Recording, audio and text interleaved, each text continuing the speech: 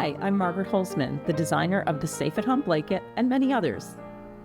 Let's learn how to make the Safe at Home block, but the mini block version. We will learn all the techniques and the construction, but on this very small sample, just to make it go a little bit faster.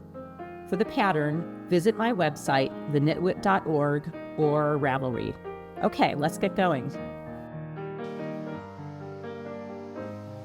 Okay, this is my C1 color for the background. It's a light green color. And with this, I'm making a slip knot first. Insert my needle through it. And then I'm casting on 9 stitches to get started. I'm using a knitted cast on, so that's where I insert my needle through the front leg, left to right, yarn around the needle and pull a loop through, and then turn it and place it onto the needle. So it's a little bit of a twist with my wrist in order to place it on the needle. Okay. So for this mini block, we're going to do a total of 9 stitches.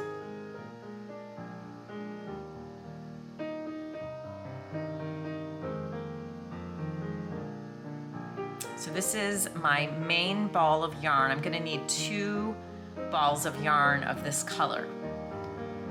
One for the bulk of the knitting, kind of at the top of the ground floor, and then smaller amounts for underneath the window areas. So row 1 is plain knitting. Just knit across.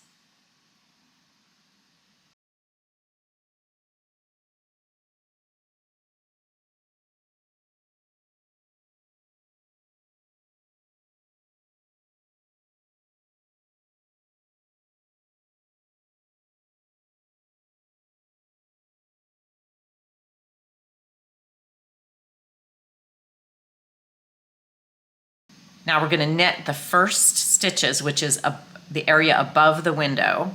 So first 3 stitches are knitted in the C1 color. And then we're going to introduce whatever color we're using for the window. So I'm using a magenta. All my yarn is from Malabrigo that I'm using here. It's either worsted or the Rios line. So thank you to them. Oops, looks like I got a little knot there. Okay, so we're just gonna, without tying on, we're just gonna knit the stitches for the window. There's a chart in the pattern that shows how many stitches to knit. Again, this is the mini block, so this is a lot fewer stitches than the blanket calls for. I'm gonna introduce my second strand of the C1 color that I'm using for the area underneath the window. And I'm not tying it on, I'm just clamping it between my left index finger and my middle finger, and then knitting those stitches. So that's the first row of the window. And then the wrong side rows, I'm going to start needing to twist yarns when I change colors. So let's see how that's done. We start by bringing the yarn we're about to drop, which I call the old yarn, towards us between the needles, to the left, and then clamp it with our thumb. And then we take the yarn we're continuing with, not that short strand with the knot, no. The other one, the long strand that's attached to the ball or the butterfly that we've made. And then we continue knitting with that. And those yarns are twisted, as you can see, those 2 strands. Tension firmly with that window color. Knit our window stitches, bring the window color towards us so that we can cross, because we want to continue with the C1 background color, and then knit the rest of the stitches on that row. So because we're on the wrong side row, we've got the wrong side row facing us, wrong side facing us, we need to bring the new yarn towards us when we twist. So this is a right side row. We also need to twist on right side rows. But the yarn is already at the back of the work on the wrong side, so we don't need to bring it towards us. So we just swing the old yarn to the left, clamp it between fingers on the left hand, bring the new yarn from below it, and continue knitting. It's often called a twist, but it's really just a crossing. So we need to continue with C1. So we're going to take the old yarn to the left, search for the C1 strand from among several strands that are back there. Sorry, that's a little off camera, but what I'm doing is just searching here for the strand I want to continue with, and then knit to the end of that row. Okay, so now we have 3 rows of the window color completed, and we're now going to work a wrong side row. So the crossing of yarns has to occur on the wrong side, which is towards us. So we knit the C1 stitches, same color as the previous row, bring it towards us, cross to the left, clamp it, take the new color towards the back between the needles, and continue with the window color. 3 stitches. Now bring that towards us so we can cross to the left, find the strand we're continuing with of C1, take that between the needles away from us, and continue knitting. It's just as simple as that. Okay, so we're now done with the window color. So the next row, we're going to be dropping the window color and the second ball of C1, and we could trim those to 6 inches for weaving if we wanted to. I didn't do that here, so we're just going to continue knitting with the C1 color from the main ball, the other 2 having been dropped and possibly trimmed if we want to do that at that point for yarn management. So we want to knit a total of 4 rows for this mini block in the C1 color before we start the door.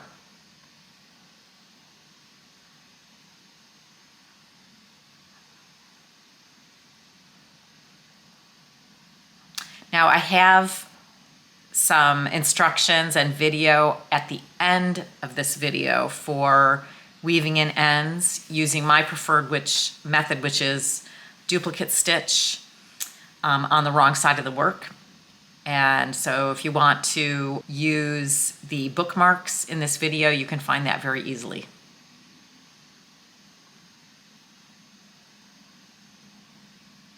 Okay. Let's see what we've got. We've got 2 more rows to go.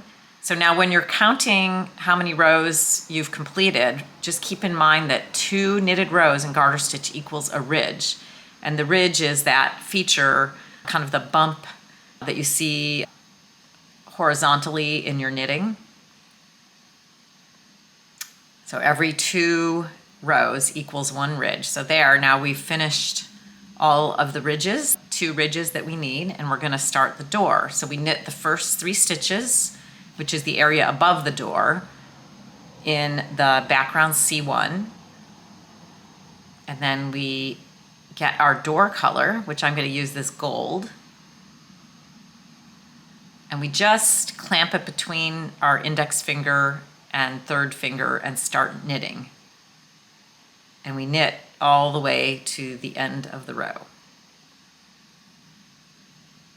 So that's the first right side row of the door. The door is 8 rows long, or 4 ridges. So on wrong side rows, we're going to be knitting in the same color yarn as the previous right side row. When we get to the last stitch of that color, we bring the yarn we're about to drop, which is the door color, towards us between the needles, cross, and pull up the yarn we're going to continue with, which is C1, take it between the needles and to the back, and then continue knitting.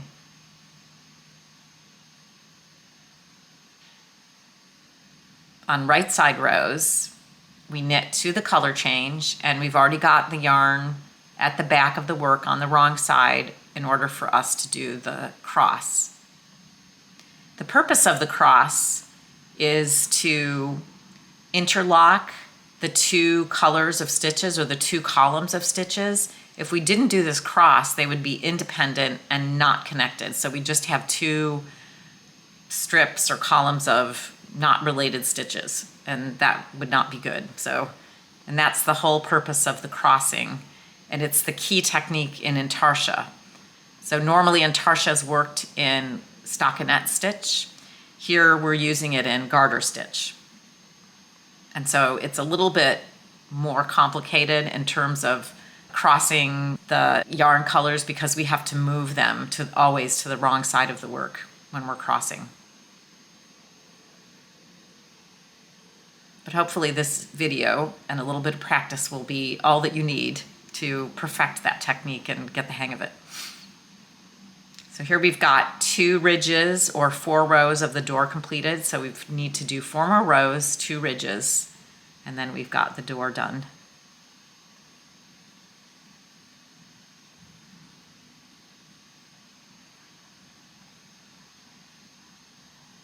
Cutting the yarns when you're done with them can help a little bit with yarn management because it's a bit easier to find the strand that you need to continue with.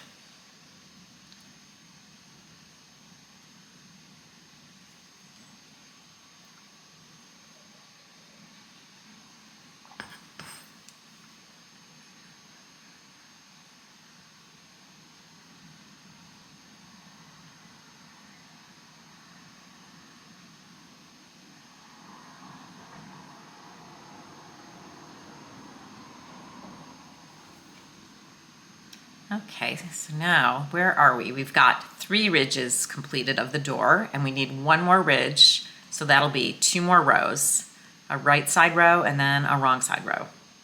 So here's the last right side row that we're working of the door. So if you think about the house, this is the ground floor of the house and we're working from the right edge of the ground floor or the house to the left edge. And you can start to see that forming. So on mine, it's from this edge to this edge we're working, and we're just completing that door.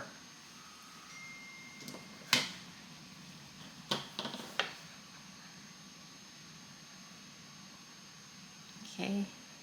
So I had published, or I was in the process of publishing my first book, Geometric Knit Blankets, when I designed this pattern. And came out just around the time of COVID and the lockdown. And so decided to name it Safe at Home because it reflected kind of what was going on at the time. Okay, so we're now could cut off the door if we wanted to. We've finished the door, and the next right side row, we're just gonna knit straight across using the first ball of the C1 color. And then we're gonna knit 3 more rows. So back to the little history, but although I had been working for 2 years almost on the book, the first pattern of knitted blankets that really went public and that people saw was this design. And then about 6 months later, my book, Geometric Knit Blankets, was published. So it was kind of in reverse order of how I designed and knitted them, that they were published. Of course, it's much quicker to publish a digital pattern than it is a book. Books take a long time, so. As I'm filming this video, my other job that I'm working on is to finish the manuscript for my 5th book, which is called Margaret Holzman's Iconic Blankets. And the stage I'm at now is that I've got almost 50 test knitters who are testing the different blankets, and the manuscript is due in about a month to the publisher. So here I'm using purling backwards, which is a technique that I like to use when I just have a few stitches on the needle or when I'm working short rows, so that the short rows are always facing me so that I don't get confused, which happens. And I have a separate video. I'll put a link to that so you can find that video. Okay. So this is nice because you can just have the right side facing you. Now we're going to start on the next right side row. After finishing 4 rows or 2 ridges, we're going to start the window. So we're going to get another strand, or the same strand if we cut it previously, and we're going to start with C1 for the first 3 stitches. Work with the window color, which is C2. For the next 3 stitches, and then we're going to use a second strand, which I needed to cut. because I didn't cut it before for the last 3 stitches. And we don't need to tie on, we just can clamp it to tension it and then continue knitting. We're going to work it just like the first window.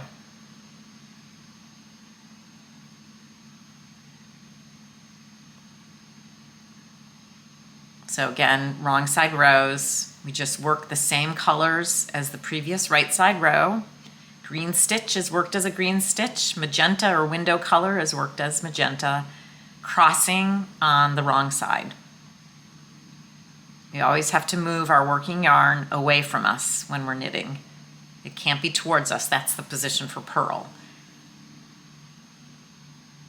Crossing is towards us on the wrong side when working wrong side rows.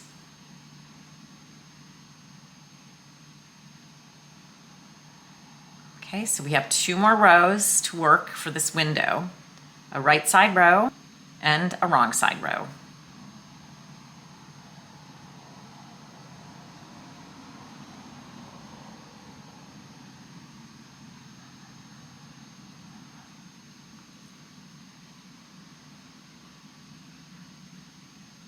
There have been so many inspiring color choices. I have a Facebook group called Safe at Home Blanket that's been running for, 4.5 years since the blanket was first published, and some knitters asked me if I could create a Facebook group so they could share photos. And there's just, I don't know how many, maybe a few hundred blankets there that have been posted, and people have done their own interpretations of the blocks. They've customized them to be more meaningful to them and to like reflect maybe streets, their own house or different houses that they've lived in or the city that they've lived in. It's really, really great. So I just love to see those. Some people like to work all their skies in blue or in like night color, like a black. Some people use the scrappy color approach that I used for the sample, and some people are much more limited color palette, using like the houses with all the same colors diagonally arranged on the blanket, which looks really great. So many great ideas. Anyway, so here we are. We've got the window, the second window done, and on the next right side row, we're dropping the window color and we're just knitting across in the first ball of C1.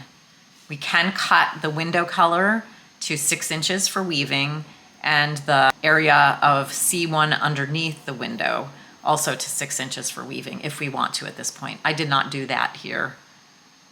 So we've got 4 rows total that we need to work in our C1 color until we've got the ground floor finished.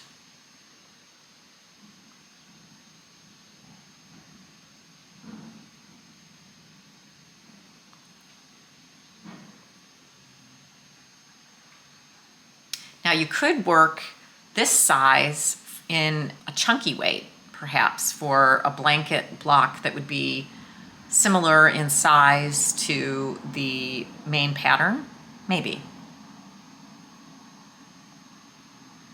Okay, so we've got 1 more wrong side row to knit in C1 before we're done with the ground floor. Yay! Didn't take very long.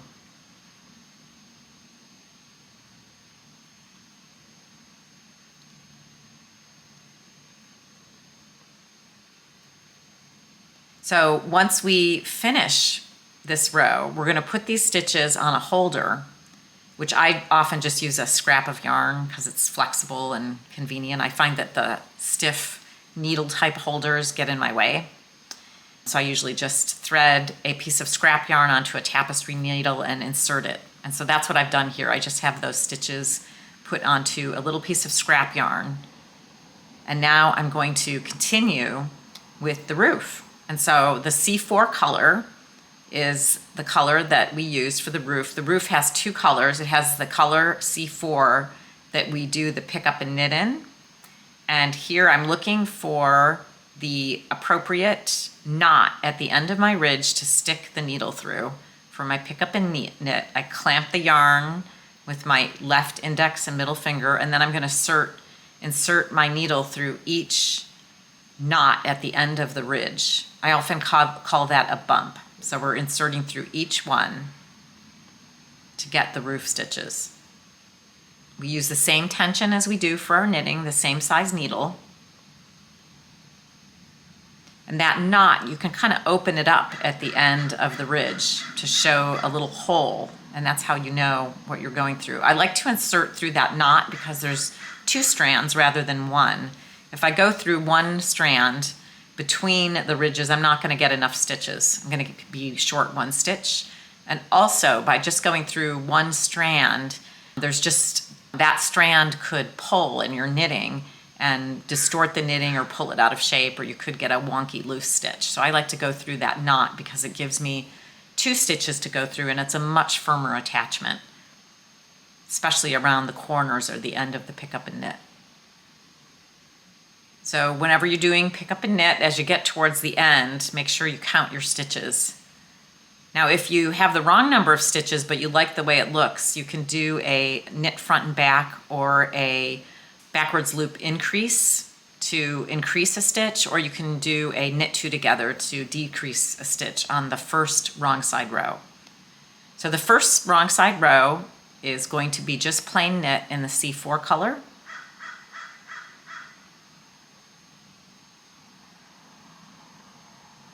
Again, if I needed to adjust stitch count, I would do that here on the first wrong side row before I've gotten too far. If I knit a whole bunch of rows and then I discover I've got the wrong number of stitches, then my shape is not going to be correct, right? But if I make that change right away, then it's not going to affect the shape. So now that I've got 2 rows worked, the pick up and knit plus 1 wrong side row of knitting, I can introduce my C5 color. And for that I'm using a rust. And I'm going to start by attaching that yarn, clamping it for tension, and knitting the first 2 stitches together. And then I'm going to knit to the last 2 stitches of the row.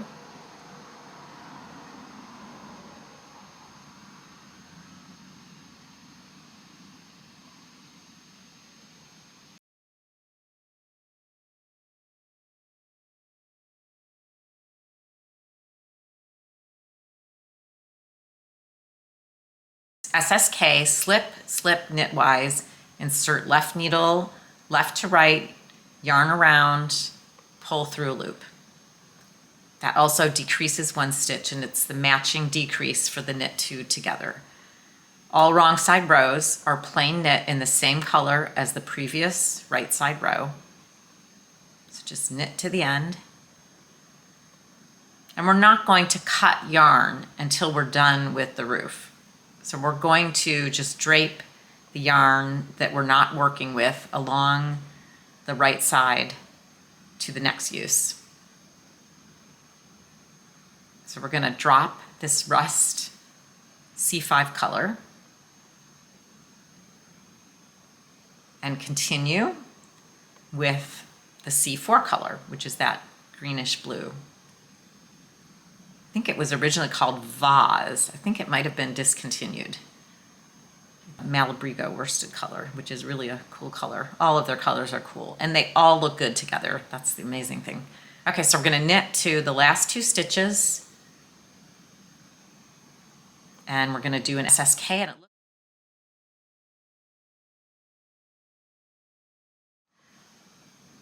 oh, there, I didn't quite get my stitches passed over. So I did them one by one, which is also okay. Wrong side rows are knit in the same color as the previous right side row. So each right side row, because of the 2 decreases, we're decreasing by 2 stitches. So a quick way, counting is good, but a quick way to see if you just made a little mistake is a parity check. Like, if you started out with an even number of stitches, do you still have an even number of stitches after, well, at any point during the knitting, right? So knit 2 together on right side rows. Remember to change color. Every right side row, you're dropping the color you have been working with and picking up the alternate color. and then your knit 2 together, knit to the last 2 stitches, and then SSK on those. I think in this knitting I was forgetting sometimes to do the SSK, so here we go. We did it there, SSK. Wrong side row, knit in the same color as the previous right side row.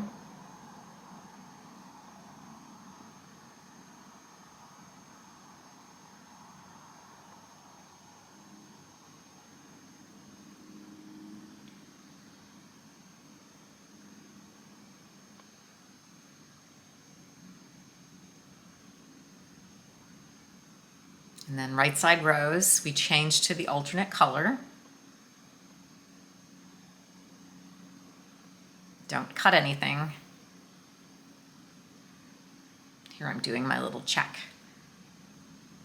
I started with an even number of stitches and I still have an even number of stitches.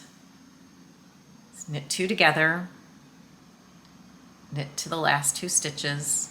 If you find that the SSK to be a nuisance or hard to get the hang of, you can just do a knit 2 together at the end of the row. Here is where I forgot to do the SSK. Oops! So I had to undo that. Now we've got the SSK. And again, I didn't manage to get both loops passed over, so I had to do them individually. Now I'm going to knit backwards or purl backwards because I've got just a few stitches left on the needle.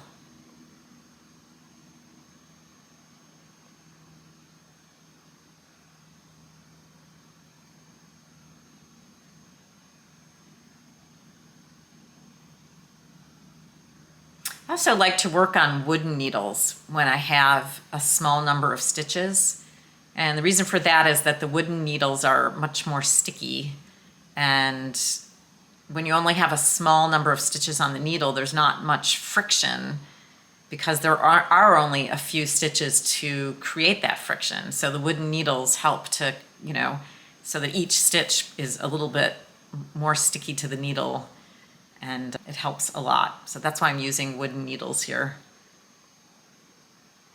I think these are just clover bamboo needles. Oops, again, I forgot the SSK. Oh dear. Back a little bit. Make sure to do that SSK.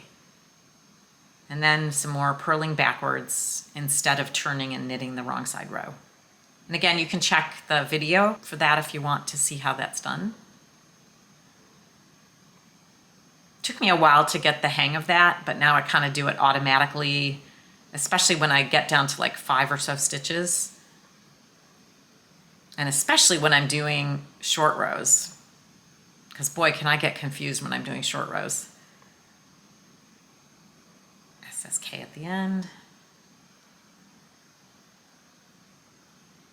It saves you a little bit of time so that you don't have to like set up and tension the yarn, which you have to do when you turn. But you may lose a little bit of time because you're never going to be as good at purling backwards as you are at knitting.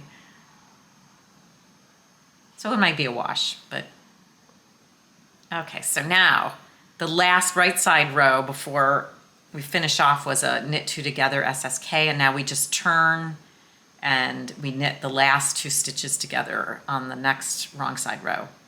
And then we can cut this yarn, leaving enough to weave in, which I usually leave for worsted about 6 inches. And I'm going to tie it off by making the loop a little bigger, inserting the end through. Pull. So that's the only tie off I've done so far. Okay.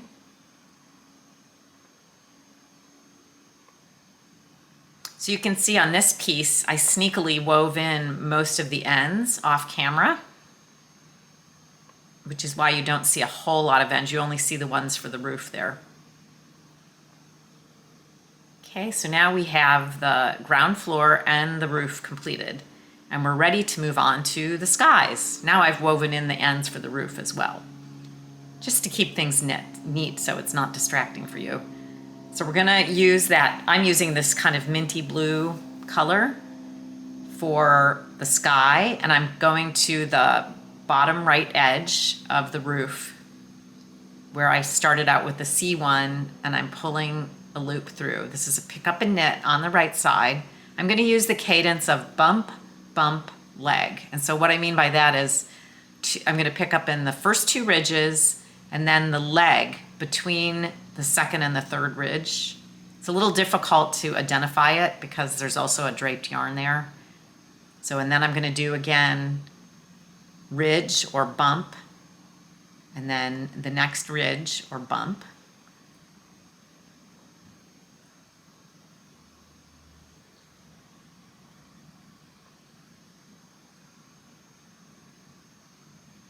And then I'm going to do the leg in between the fourth and the fifth ridge, and then the next two bumps. So this is going to get me about the right number of stitches on a diagonal edge. And again, you'll need to refer to the pattern for the number of stitches for the full block so that your sky pieces are the right size and shape. Okay, so we've got stitches on for the roof. The first wrong side row of the roof is just knitting.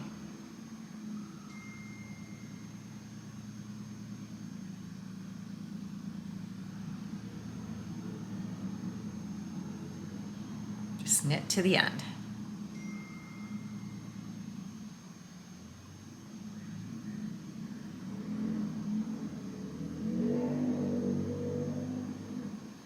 And then turn. And then we're just going to continue working the same shape as we did for the roof by doing a knit two together on, this is on each right side row, knit two together, knit to the last two stitches, SSK.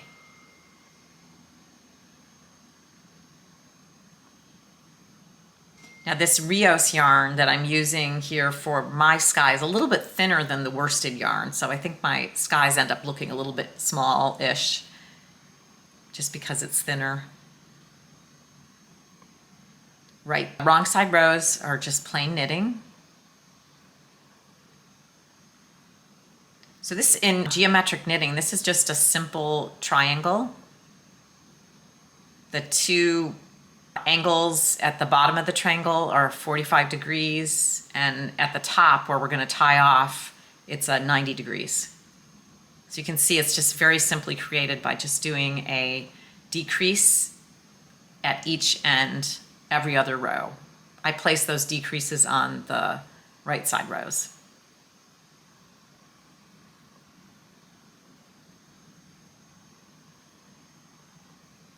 And again, knit two together, knit to the end, knit to the last two stitches, SSK.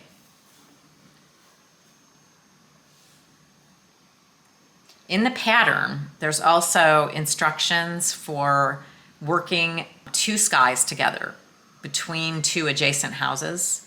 I'm not going to show that here, but you can find those instructions in the pattern.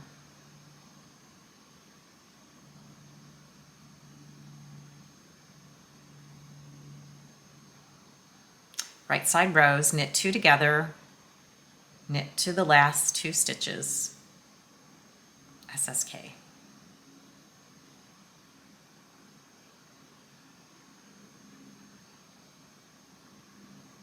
So here I've skipped ahead to where we're working the last right side row and doing a CDD, slip two stitches knitwise, knit the next stitch, insert left needle through the front legs of the two slip stitches and pass them over. Now we'll just tie off, and then we can cut that yarn, leaving 6 inches or so for weaving. Oh, wait, I forgot. This, in the pattern, it instructs you to leave an extra length for sewing a seam. And so when you sew a seam, you want to leave 4 times the length of the seam to be sewn plus 6 inches. And the pattern will tell you exactly how many inches, but that's just a general guidance. So now we're going to work the left sky. We're going to use the same cadence that we used for the right sky. It's bump, bump, leg, and then repeat that. Bump, bump, leg, all the way down. It's a little bit easier on this edge because we don't have the draped yarn to deal with. So we pick up the same number of stitches on this edge, bump, bump, or ridge, ridge, and the leg between two ridges, which just means that single strand that's between two ridges, and then ridge, ridge, and then leg between two ridges, etc., till we get to the end. I typically get to close to the end and then I count stitches to check how many I've got left to go, and then I plan out the rest of the locations for the pickup and knits. That's the best approach. And so this sky is worked exactly like the right sky. We're going to start by picking up the stitches, and then we're going to knit all the wrong side rows and work knit two together, knit to last two stitches, and SSK in the last two stitches of each right side row. So here we go. Here is the first wrong side row, which is plain knitting. So in the full pattern for this block, you'll have the full-size block that creates the blanket. The blanket has, I believe, 10 by 10 blocks, 10 blocks wide and 10 strips long. And the pattern also has instructions for assembling it and for the borders. And yarn amounts, of course.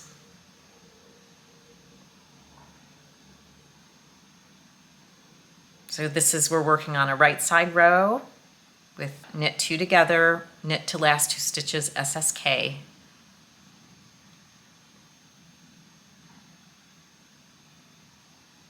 I encourage you, if you're interested in knitting this blanket, to join the Facebook group. It's Safe at Home Blanket. Just search for that under groups on Facebook and you'll be able to find it. I do have to admit you to the group, so please answer the questions.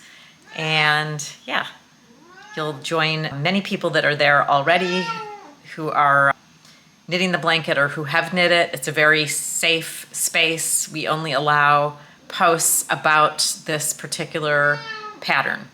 So, and I have a little friend who's visiting here. Oh dear. I knew she would turn up eventually. Here she is. There's Penny. Say hi. Say hi. Oh, hello. She's a good little cat.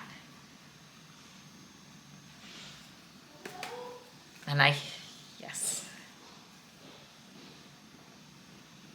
Okay, so we're working on a wrong side row.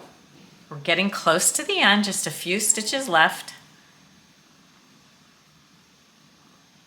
I did work this in Rios line, which is a little bit thinner of a yarn than the worsted is. And so the sky turned out slightly smaller than it really should have. Would probably all come out in the blocking. Okay, so here I'm starting to purl backwards instead of turn the work and knit. As I mentioned, I often do that. You can check out the video for that. I will link it.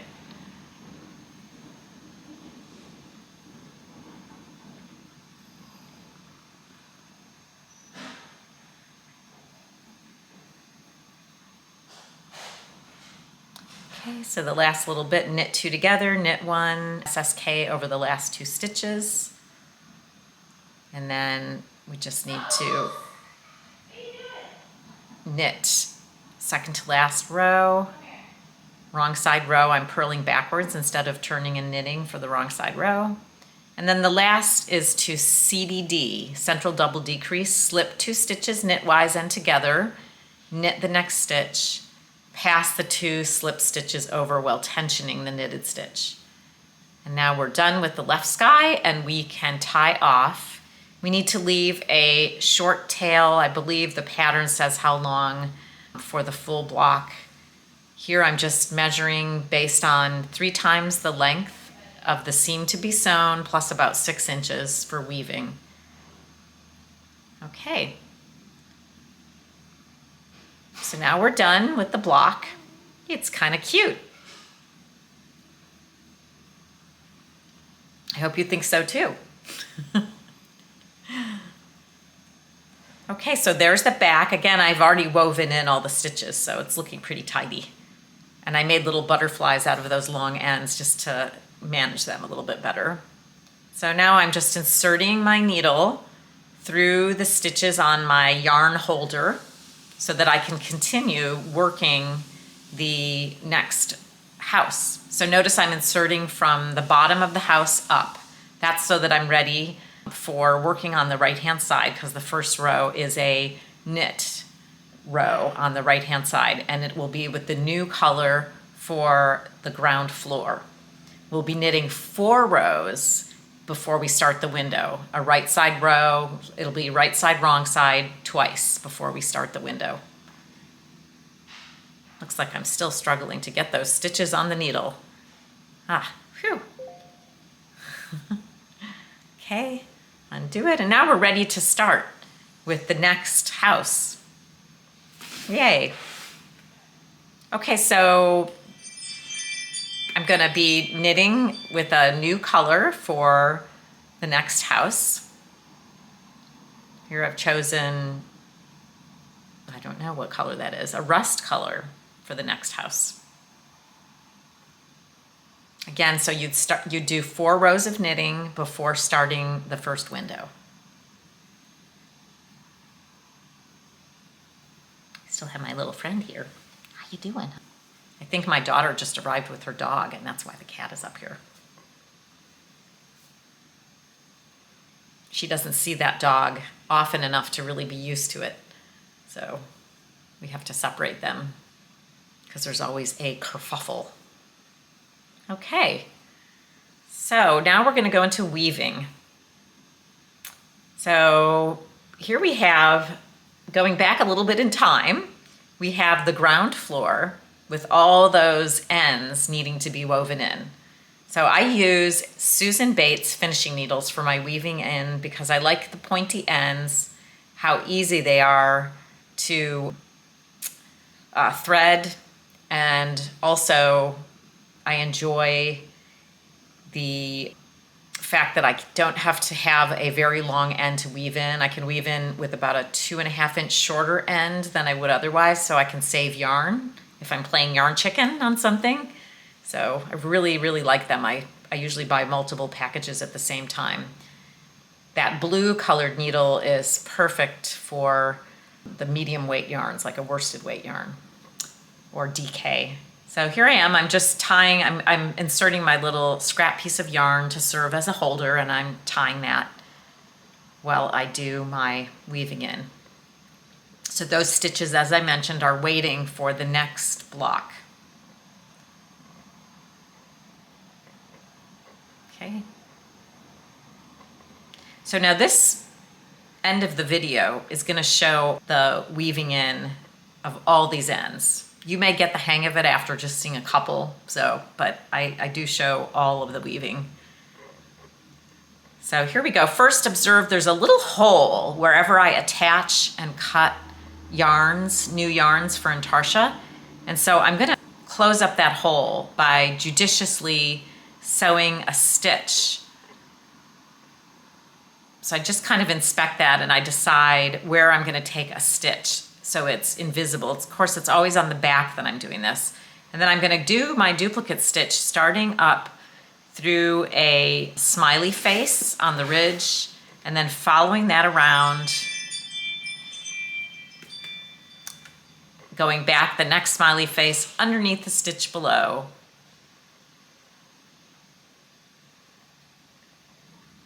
up the same smiley face, around the frowny face. I'm just following that same stitch that I already knitted.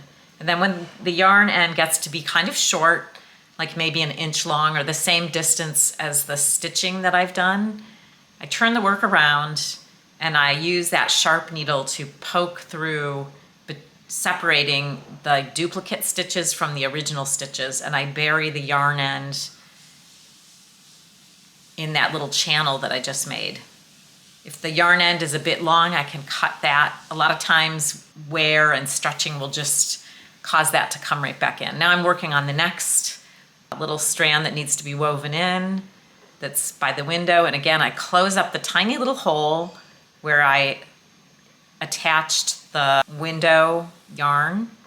And then I start doing duplicate stitch in one of the ridges nearby. Just going back and forth, following the same strand, going up the frowny face, around, or up a smiley face, around the frowny face, down the next smiley face, up underneath the stitch below, up the same smiley face, etc. I'm going a little bit too fast here maybe, but you can get the idea. I also have a separate video on this if you want to check that out.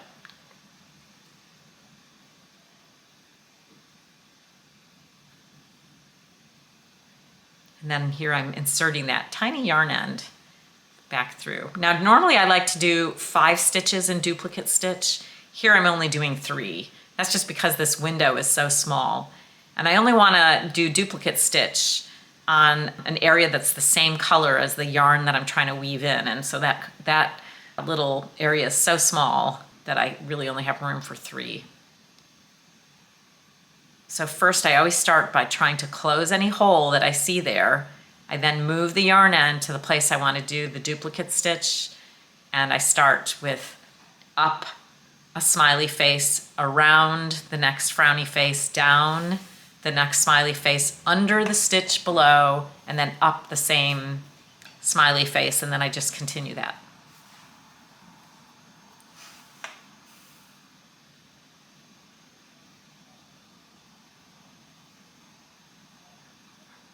When my yarn end, when I either get to the end of that color where I can weave in, or my yarn end gets to be about 1 inch long, I then insert back between the duplicate stitches and the original stitches and pull through and then trim any yarn end.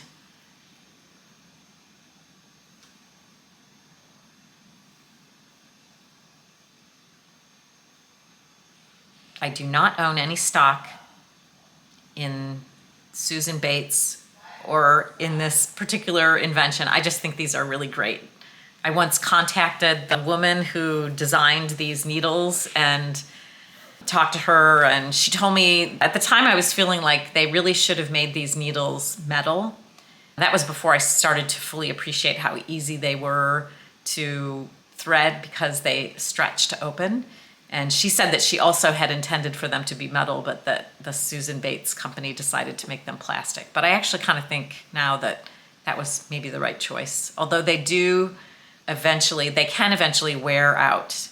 I've noticed in the manufacturing that probably the molds are leaving a little bit of extra plastic on the outside edge near one of the tips.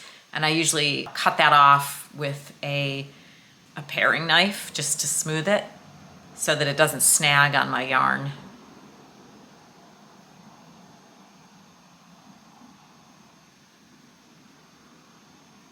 So now these blocks are so tiny that you spend a significant amount of time weaving in ends compared to the amount of time it took to knit them.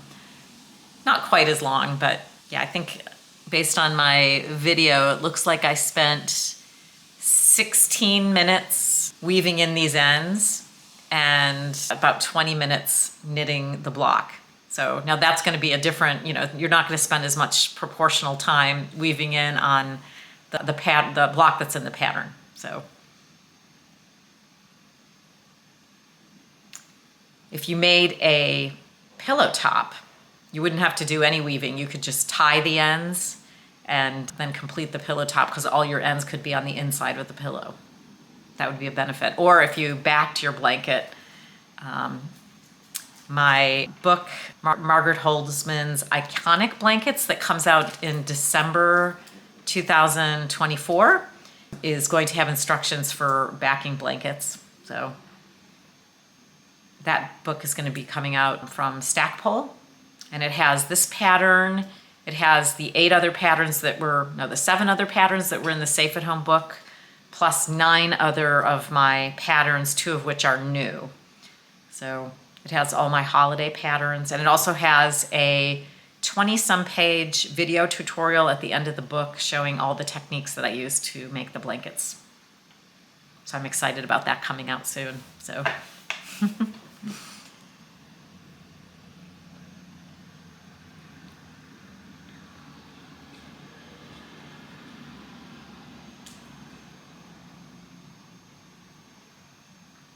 Okay.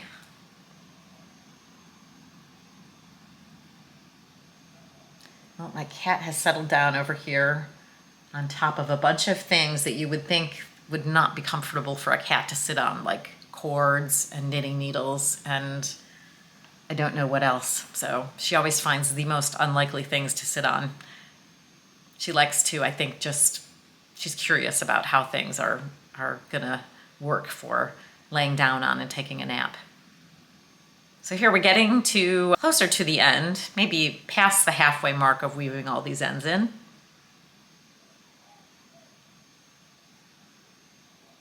And you can see how much this is neatening up the back. And the reason that I like this technique, in addition to that it helps to secure it, avoids having to tie knots in the work, which I think is a plus. And it secures the ends, the friction between all these yarns, the duplicate stitch and then sticking it through the channel. That serves as the same purpose as tying, right? It just secures the yarn permanently. Putting the yarn through the little channel means that the end isn't going to poke out later, which is one of my pet peeves of other types of weaving.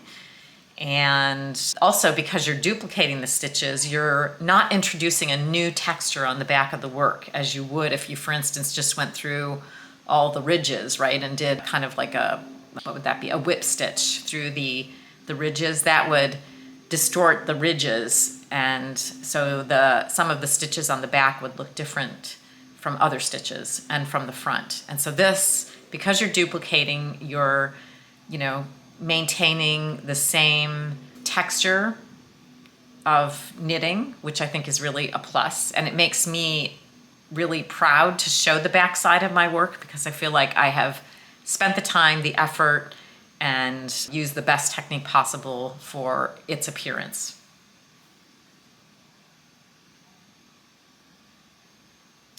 Yes, in the current parlance, you would say that you're leaning in to weaving in your ends.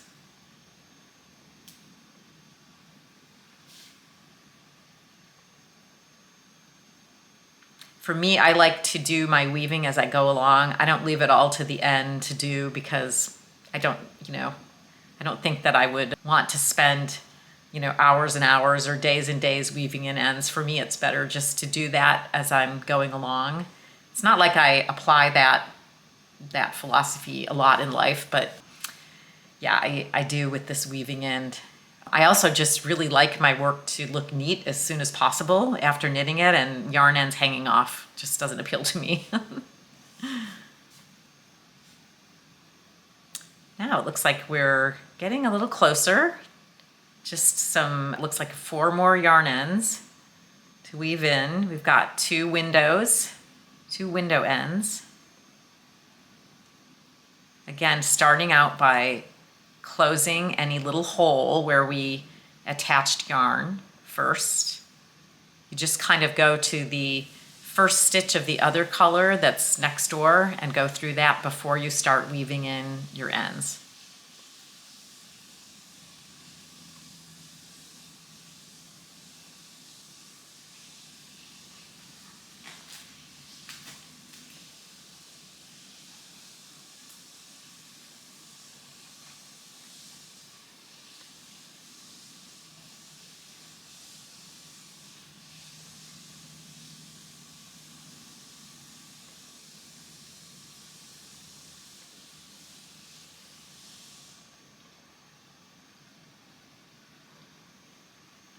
The size of my scissors there shows just how small this little block is going to be. I could have gone and gotten my embroidery scissors, but they were downstairs. And so these are my Mongo desk scissors.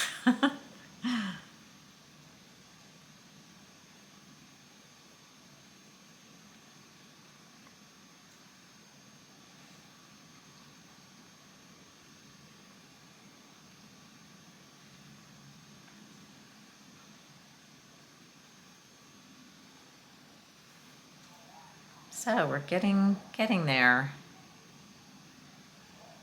I really hope that you've enjoyed this video and that it's been helpful to show you how the construction works, basically, the order in which things are done. and the techniques that are used. And then here we have a technique for how a block is best finished, in my opinion. Your opinion may differ. So there we've got a yarn end. I'm probably gonna go in, like another, not do it along the bind off or cast on end, but use the next ridge over. Again, if I don't have enough stitches in that color, or if I just don't feel like it's a good area to weave in, I just move the yarn over a ridge or two until I am in a good area for the weaving in.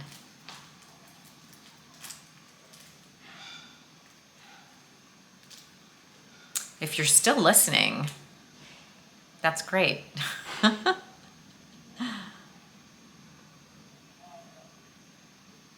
Glad to have you along for this ride.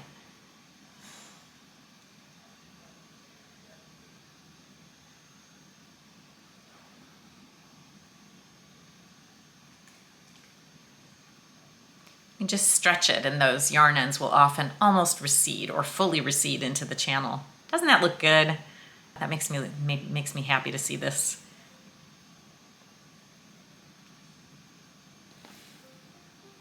This little mini block is making me think maybe I should do a version in a very heavyweight yarn.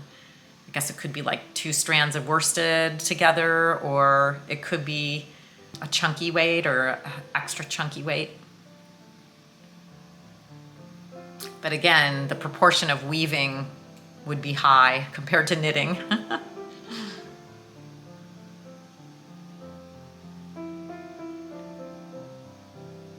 But I think if you backed it, that might be a good time to back, as if you did this mini block and then in a chunky weight and then backed it.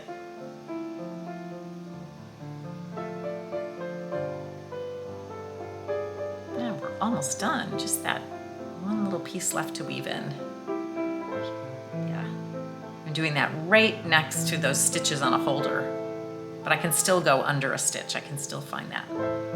Now this is the last channel that we're embedding in. And voila, we're done. There we go. Okay. Now, that's the back. Looks great, in my opinion. Okay.